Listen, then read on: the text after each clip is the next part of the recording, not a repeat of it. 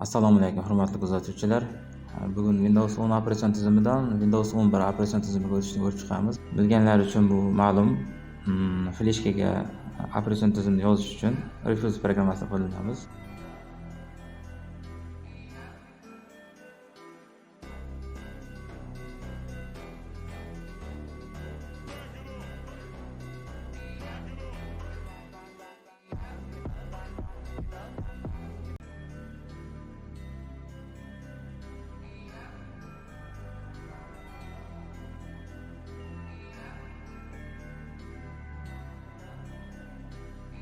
FAT32 dan Interface ga o'zgartirib qo'yamiz.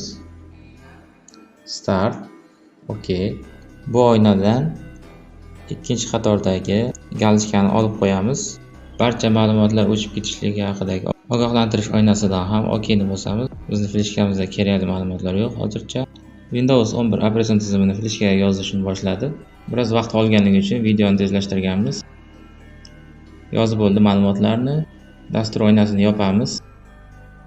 Mening kompyuterimga kiramiz va fleshkani ochamiz.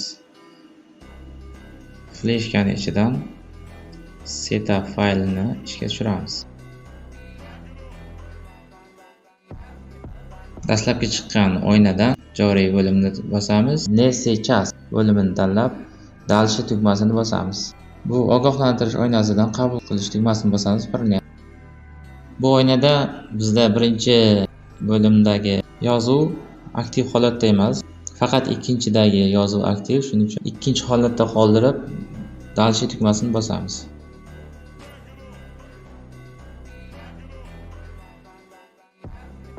Tizimni o'rnatishni virtual mashinada bajarmayapmiz.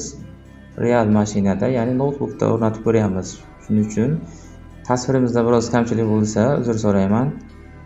Hozirgi jarayon boshlandi, o'rnatish jarayoni boshlandi.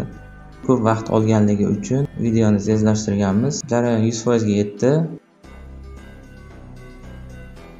Mana ko'rib turganingizdek, Windows 11 operatsion tizimi o'rnatildi.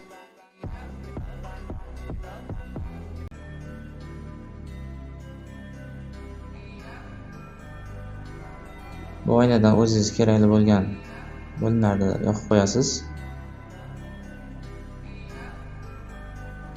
va dальше knopkasini bosasiz. Windows operatsion tizimini muvaffaqiyatli o'rnatdik. Mana tizim versiyasini tekshirib ko'rishimiz mumkin. Biroz oldin yozgan obrazimizning versiyasi mana. E'tiboringiz uchun rahmat.